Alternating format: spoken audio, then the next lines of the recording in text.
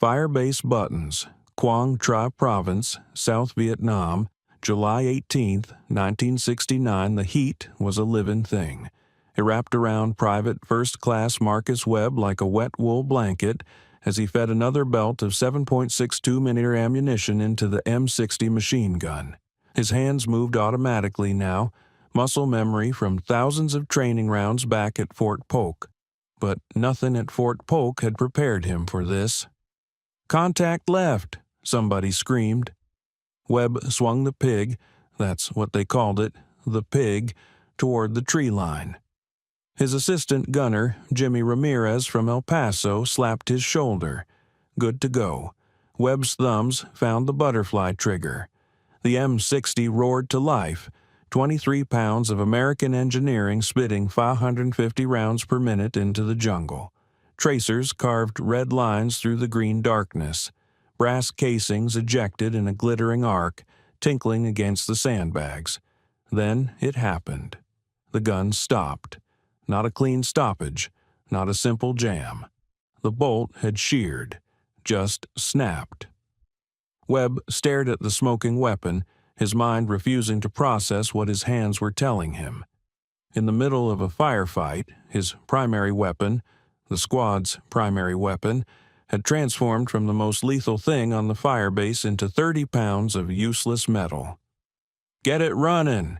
Sergeant Kowalski was beside him, face covered in red dust. "It's fucked, Sarge," Webb shouted over the crack of AK-47 fire. "Bolt's gone." Kowalski's face went white. A machine gun crew without a machine gun was just two guys with targets on their backs. He grabbed his M16, started returning fire, but they both knew. An M16's 5.56mm rounds were pebbles compared to the 7.62mm hammers the M60 threw. They'd just lost their advantage, and Charlie knew it. What Webb didn't know, crouched behind sandbags with a broken gun and incoming fire, was that his M60 was one of thousands that would fail in Vietnam. He didn't know that the weapon the Army called the backbone of the infantry squad was built on a foundation of compromised welds, inadequate testing, and procurement decisions made in air-conditioned offices 8,000 miles away. He didn't know that by 1970, the M60 would earn a reputation so toxic that the Army would launch multiple investigations into why their primary support weapon kept failing when soldiers needed it most. But he was about to learn. When the M60 entered service in 1957, it represented everything American military planners believed about modern warfare. Light enough for one man to carry, powerful enough to suppress enemy positions, fed from belts of ammunition that could sustain fire for minutes at a time.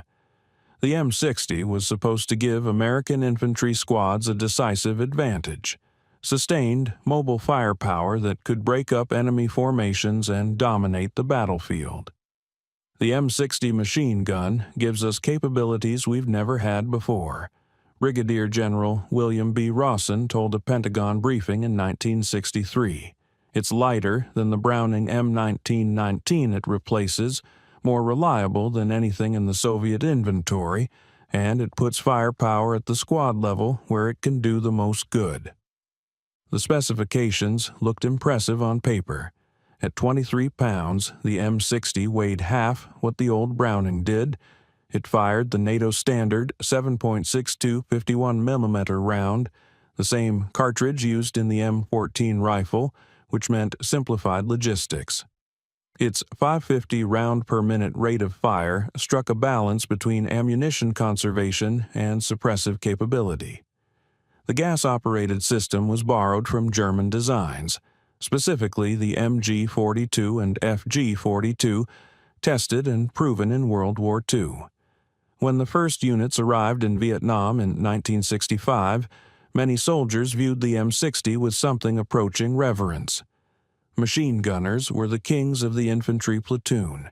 They carried the heaviest weapon and the greatest responsibility. In training, the M60 had performed admirably. At Fort Benning, Fort Polk, and Camp Pendleton, soldiers had fired thousands of rounds through M60s that functioned exactly as advertised. I felt like a god with that thing," recalled Specialist Robert Hayes of the 1st Infantry Division. "Back in the States, I could put rounds wherever I wanted.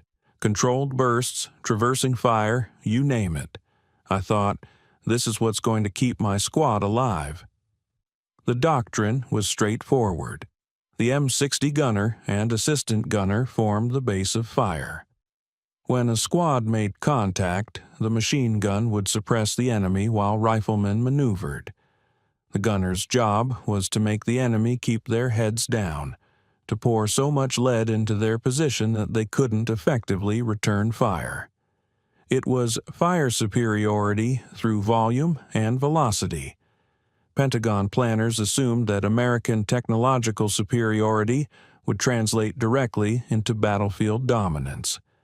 The North Vietnamese Army and Viet Cong were equipped primarily with Soviet block weapons, AK-47 rifles, and RPD light machine guns. The M60, they believed, outclassed anything the enemy could field.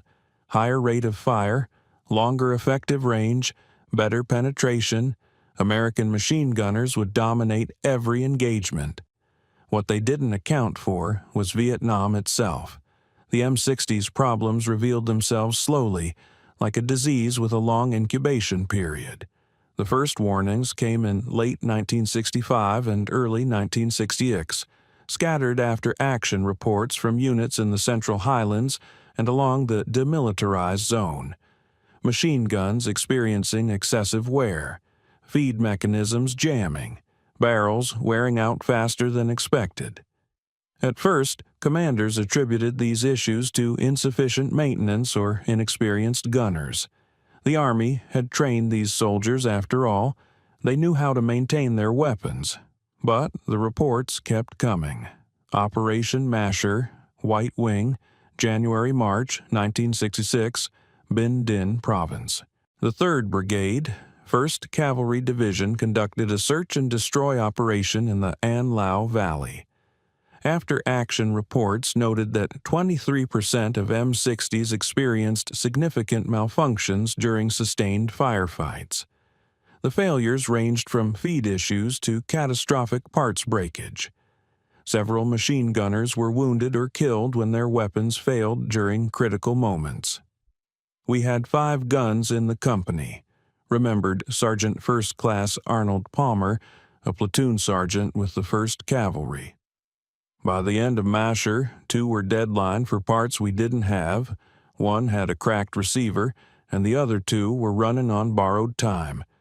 We were cannibalizing weapons to keep any guns in the fight." The problem was multi-layered and insidious. Vietnam's environment, extreme heat, humidity, and fine red dust, invaded every crevice of the M60's mechanism. The weapon required constant maintenance, but that maintenance was nearly impossible to perform correctly in the field. Soldiers couldn't fully disassemble and clean their weapons every day. They were in the jungle, moving constantly, often engaged in contact. A partially cleaned gun was almost worse than no cleaning at all. It pushed debris deeper into the mechanism. But environmental factors were only part of the story. The M60's fundamental design incorporated critical weaknesses that had gone undetected or ignored during testing. The weapon used a stamped steel receiver with welded components. Under the sustained stress of automatic fire in tropical conditions, these welds began to fail. The gas cylinder, which directed propellant gases to cycle the action, was held in place by a simple pin. That pin could work loose. When it did, the gas cylinder could shift, reducing the gas pressure needed to operate the weapon reliably. Most critically, early production M60s suffered from substandard manufacturing quality. In the rush to equip expanding forces for Vietnam, production had been ramped up at multiple facilities. Quality control varied wildly. Some M60s were built to proper specifications. Others were assembled with parts that barely met minimum tolerances. Soldiers in the field had no way to know if their weapon came from a good batch or a bad one until it failed under fire. Lieutenant Colonel Harold G. Moore, who commanded the 1st Battalion, 7th Cavalry Regiment during the Battle of Ia Drang in November 1965, witnessed the M60's limitations firsthand. "We had machine guns go down at crucial moments," Moore recalled in post-war interviews. "A jam is one thing. You can clear a jam in seconds. But when the weapon breaks, when parts literally snap under stress, you've lost your base of fire. You've lost the fight." The Battle of Ia Drang, fought in Landing Zone X-Ray and Landing Zone Albany, became a proving ground for both American tactics and weapons. The M60s performed adequately during the initial engagements, but sustained firefights revealed problems. Barrels overheated and warped. Feed mechanisms choked on the fine dust kicked up by helicopter rotor wash. Several guns experienced broken bolts, the same failure that would plague Marcus Webb 3.5 years later. "I watched a gunner die because his 60 quit," recalled Specialist Galen Bungum, who fought at LZ Albany. "Charlie hit us in the tree line. Our gun opened up, maybe got off 50 rounds, then nothing. Gunners slapping the feed cover, trying to get it running. NVA knew exactly what that silence meant. They shifted fire, took out the gun crew. Without that machine gun working, we couldn't suppress their advance. It was bad." Still, these early warning signs were interpreted as isolated incidents, teething problems that would be resolved through improved maintenance procedures and additional training. The Army published new technical manuals. Armorers received updated guidance on preventive maintenance. Commanders emphasized weapon care during morning and evening stand-downs. It wasn't enough. By 1967, the M60's reputation among combat troops had shifted from respect to suspicion. Soldiers still relied on the weapon. They had no choice, but they no longer trusted it completely. And in combat, trust is everything. Operation Junction City, February 22, May 14, 1967, Tay Ninh Province. The largest American operation to date in Vietnam, Junction City involved 25,000 U.S. and South Vietnamese troops conducting a massive search-and-destroy mission in War Zone C near the Cambodian border. The operation aimed to destroy the Central Office for South Vietnam, COSVN, the communist headquarters for all Viet Cong operations in the South. During Junction City, maintenance records reveal a disturbing pattern. Of 147 M60 machine guns deployed with participating units, 41 experienced significant malfunctions requiring depot-level repair or parts replacement. That's 28%, more than 1 in 4 guns. An additional 63 guns required company-level armorer attention for less severe but still mission-impacting problems. Only 43 M60s completed the operation without requiring significant maintenance beyond routine cleaning. Staff Sergeant Douglas Anderson, weapons squad leader with the 173rd Airborne Brigade, kept detailed notes throughout Junction City. His account provides a ground-level view of the M60's deterioration. February 26th, 3rd day in. My primary gun developed feeding problems. Belt won't track properly through the feed mechanism. Assistant gunner thinks the feed pawls are worn. Changed out feed cover assembly from spare parts. Gun working, but I don't trust it. March 3. Same gun down again. Bolt won't lock. Forward assist spring broken. No spare. Gun deadlined. Using backup weapon. Down to 1 functional 60 in the platoon. March 11. Backup gun barrel warped during firefight near Soi Da. We were in heavy contact for 40 minutes. Gun was pouring fire. Barrel got so hot we couldn't change it. No asbestos gloves and the carry handle was too hot to touch even through cloth. By the time fighting broke off, barrel was noticeably bent. Rounds keyholing at 300 meters. Another gun deadlined. March 15th. Got the bolt-broken gun back from battalion maintenance. Lasted 2 days. Gas cylinder pin walked out during movement.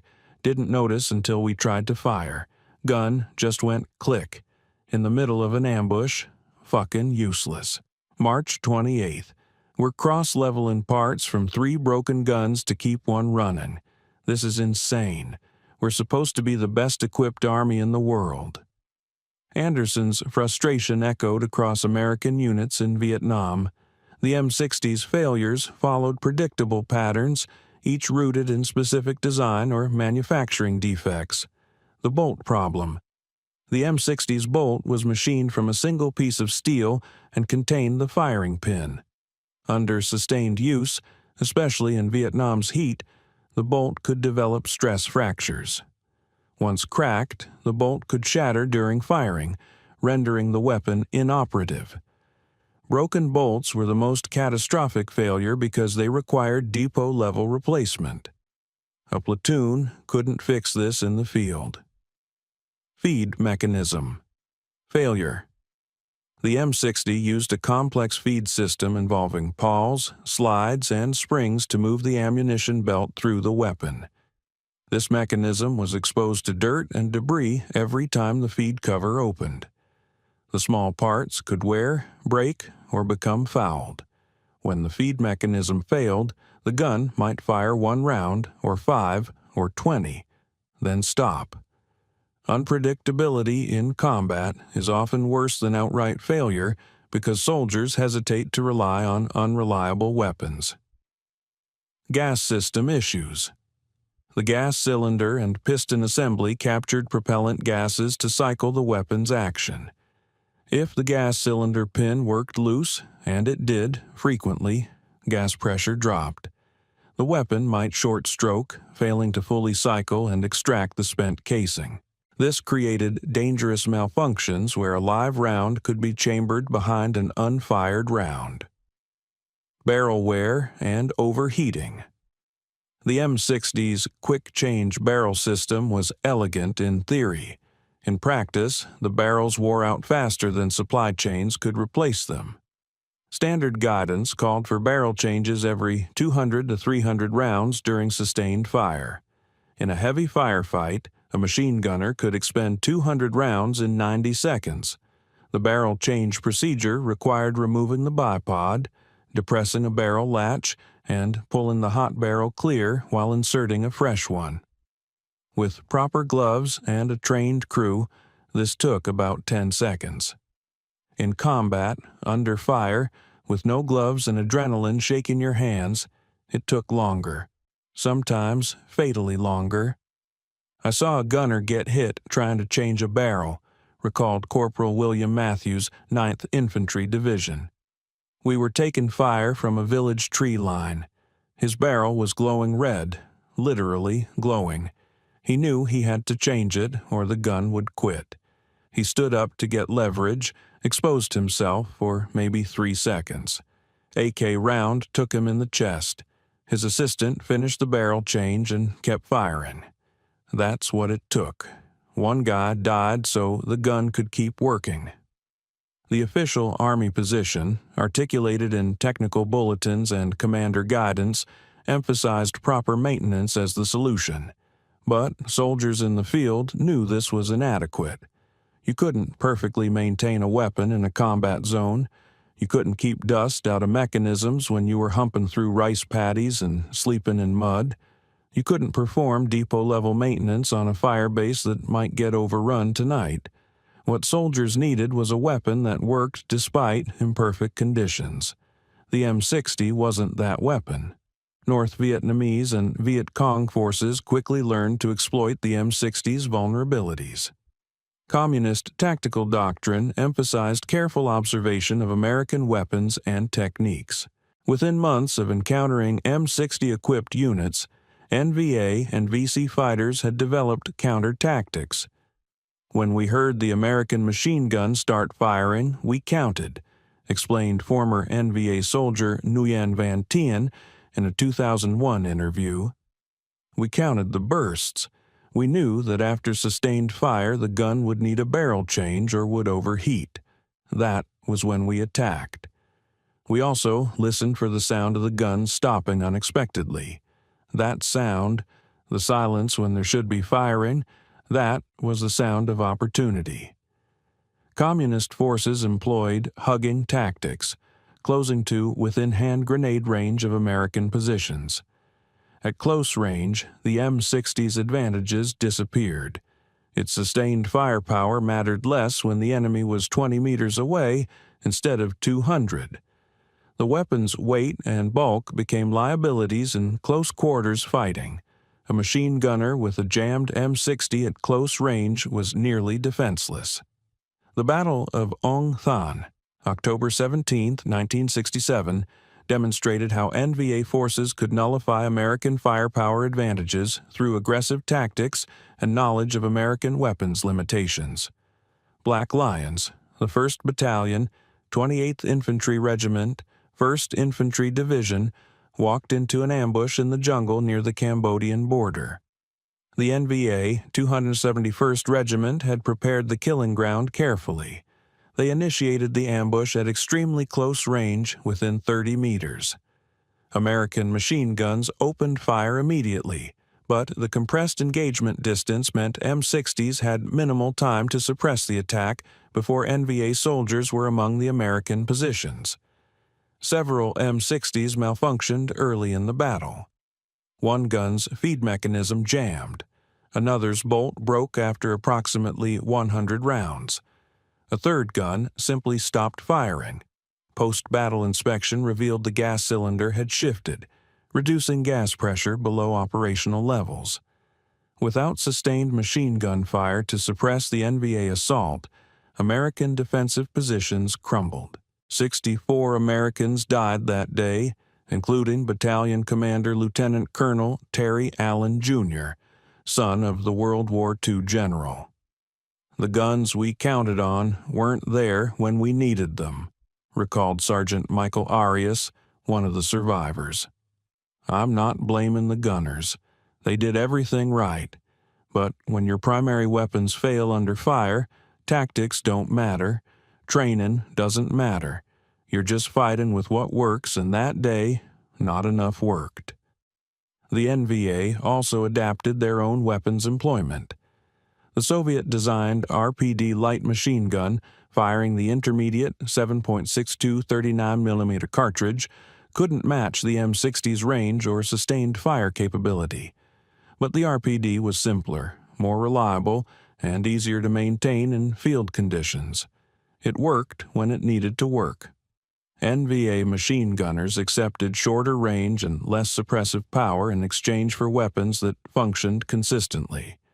Similarly, the heavier, crew-served DSHK heavy machine gun, the Dushka, fired a massive 12.71 108mm round that could penetrate helicopter armor and destroy light vehicles.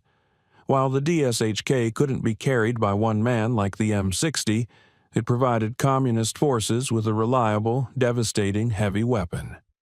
The technological sophistication of the M60 meant nothing if it was deadlined for parts while the simpler, cruder DSHK kept firing. Former Viet Cong fighter Truong Nhu Tang wrote in his memoir, "The Americans had superior weapons in theory. In practice, we learned that a simple weapon that functions is superior to a complex weapon that fails. Their machine guns would roar impressively, then fall silent. Our weapons made less noise but continued firing.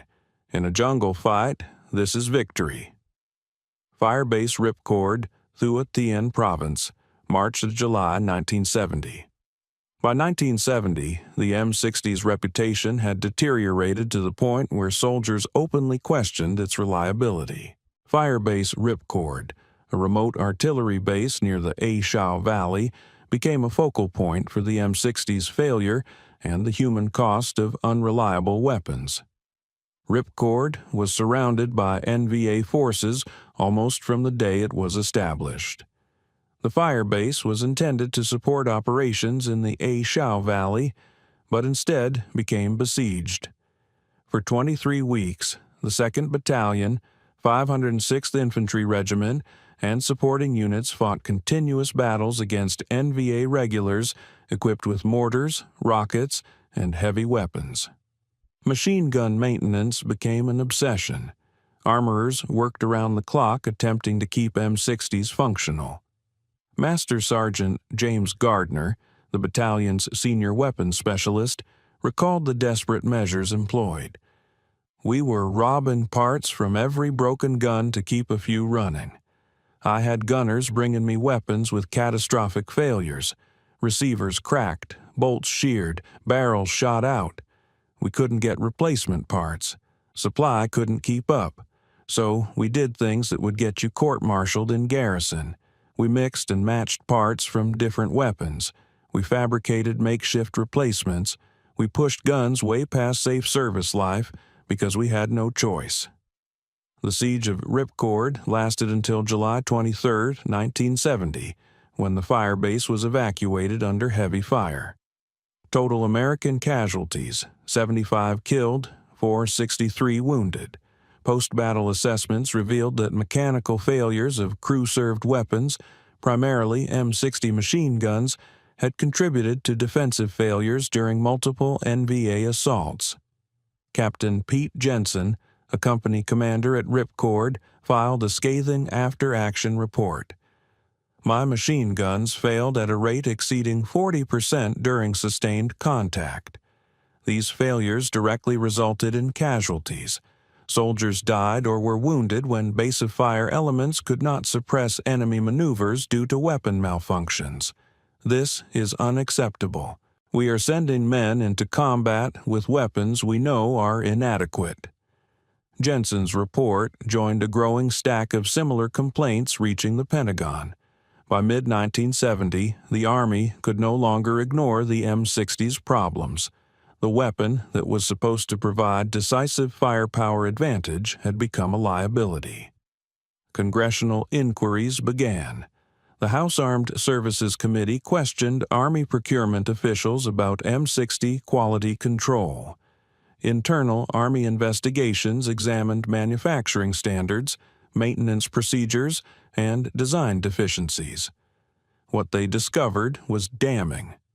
Production M60s varied wildly in quality depending on manufacturer and production date. Some weapons functioned reliably for tens of thousands of rounds. Others failed catastrophically within the first 1,000. Quality control inspections had been inadequate. Manufacturing tolerances had been loosened to speed production. Critical components, bolts, receivers, gas cylinders, showed metallurgical deficiencies. The Army had sent soldiers into combat with weapons that hadn't been properly tested for sustained use in tropical conditions. "We failed those soldiers," admitted Major General Kenneth Wickham in a 1971 Pentagon briefing. "We designed a weapon that looked impressive on paper, met peacetime testing standards, and then broke down under real combat conditions. We knew there were problems by 1966, but we didn't act quickly enough. Men died because of institutional failures in procurement, testing, and quality control." The M60 continued in service through the end of American ground combat in Vietnam, but with modifications. The Army implemented a product improvement program, strengthened receivers, improved bolts, redesigned gas cylinders. These changes helped, but they came too late for thousands of soldiers who had fought with earlier, defective models. Replacement weapons were explored. The M60E1, an improved variant, entered limited production. But the real solution came in the 1980s with the adoption of the M240, a Belgian-designed machine gun that proved far more reliable. The M60's days as the primary American machine gun were numbered. Statistics tell part of the story. Between 1965 and 1973, the U.S. Army deployed approximately 47,000 M60 machine guns to Vietnam. Maintenance records indicate that roughly 35% of these weapons required depot-level repair at least once due to parts failure beyond unit-level fix capability. Another 28% experienced chronic maintenance issues that degraded operational readiness without completely deadlining the weapon. Only 37% of M60s served their full deployment without significant problems. But statistics don't capture what these failures meant in human terms. Every time an M60 failed during contact, soldiers' lives hung in the balance. Machine gun crews bore the psychological weight of knowing their weapon might quit at the worst possible moment. Riflemen who depended on machine gun suppression to maneuver felt exposed, vulnerable. Platoon leaders had to plan operations around uncertainty. How many machine guns do we have? Will they work when we need them? You learn not to trust your equipment, and that's a terrible lesson for a soldier, said First Sergeant Raymond Burke, who served 3 tours in Vietnam.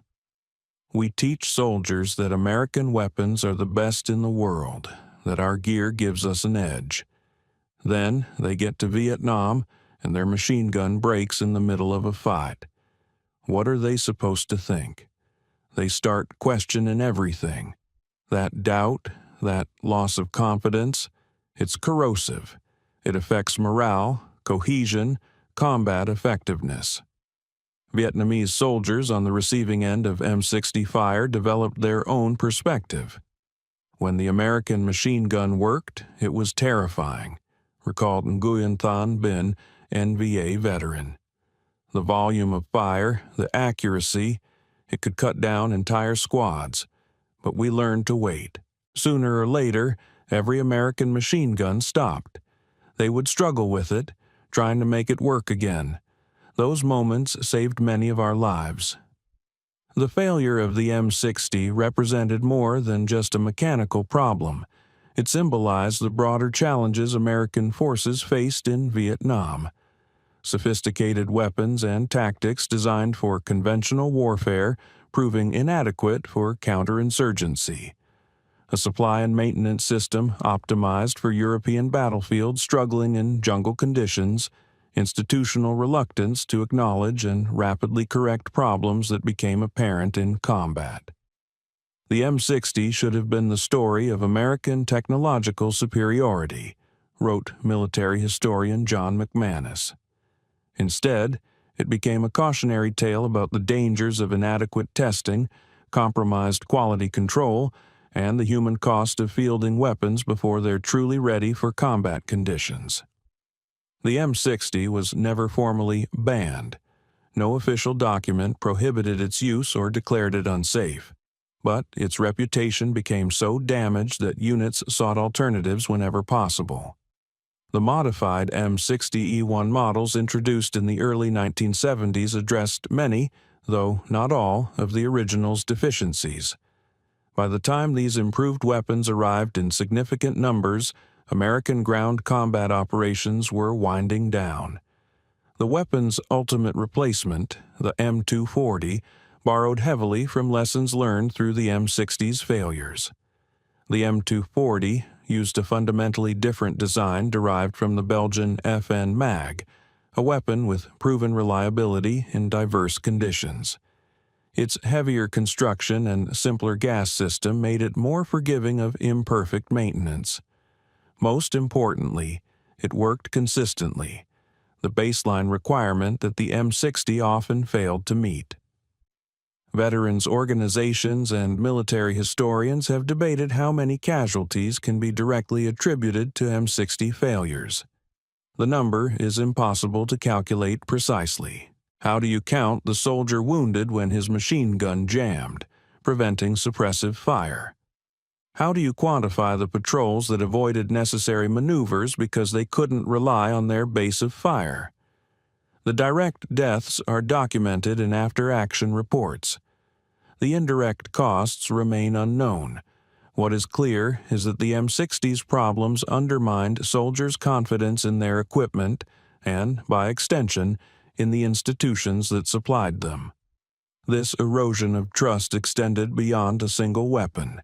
It contributed to the broader disillusionment that characterized the American experience in Vietnam. Modern military procurement officials cite the M60 experience when arguing for rigorous operational testing before weapons enter full production. The weapon demonstrated that peacetime range performance doesn't predict combat reliability. Temperature extremes, sustained use, imperfect maintenance, stress, and environmental factors combine in combat to expose weaknesses that controlled testing might miss. The Army now requires far more extensive testing in tropical conditions, desert environments, and Arctic cold before weapons are approved for service. Reliability under adverse conditions is prioritized alongside performance metrics. The procurement process incorporates feedback loops from deployed units, allowing rapid identification and correction of problems. "We learned from the M60," said Lieutenant General H.R. McMaster in a 2018 speech at West Point. "We learned that soldiers' lives depend on weapons that work, not weapons that look impressive in presentations. We learned that rushing production to meet force expansion timelines is false economy if it puts defective equipment in soldiers' hands. We learned that institutional resistance to acknowledging problems can be deadly. These lessons informed every weapons program since. For the soldiers who carried the M60 in Vietnam, the legacy is more personal. Many remain bitter about being equipped with a weapon they couldn't fully trust. Others defend the M60, noting that many functioned adequately and that all weapons require proper maintenance. Most acknowledge a complex relationship with a weapon that was sometimes brilliant and sometimes betrayed them. The M60 taught me that there's no such thing as perfect equipment," reflected Marcus Webb, the soldier from Firebase Buttons whose story opened this account. "You fight with what you have, not what you wish you had. But I'll tell you this, when I rotated home and later became an NCO, I made damn sure my soldiers knew their weapons inside and out. I taught them to inspect every part, question every function, never assume their gear would work. The M60 taught me that lesson. Cost me some friends to learn it." When people say the M60 was banned, they're using shorthand for a longer, more complex story. The weapon was never prohibited.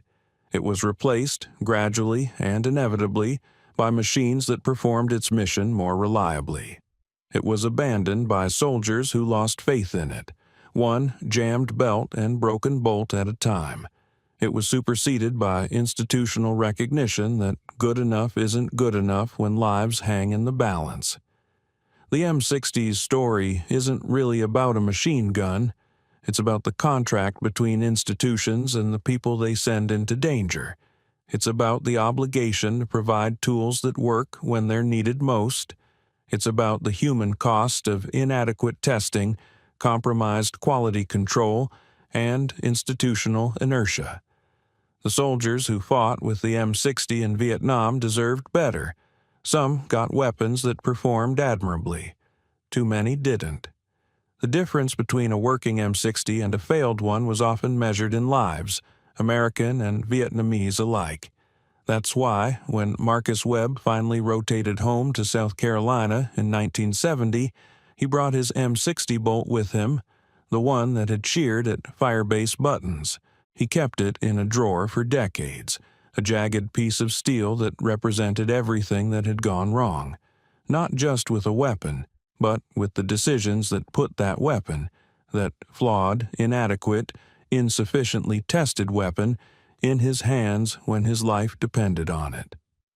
"People sometimes ask me about the war," Webb said decades later. "They ask about tactics, about the enemy, about what it was like. I show them that broken bolt. That explains Vietnam better than anything I could say.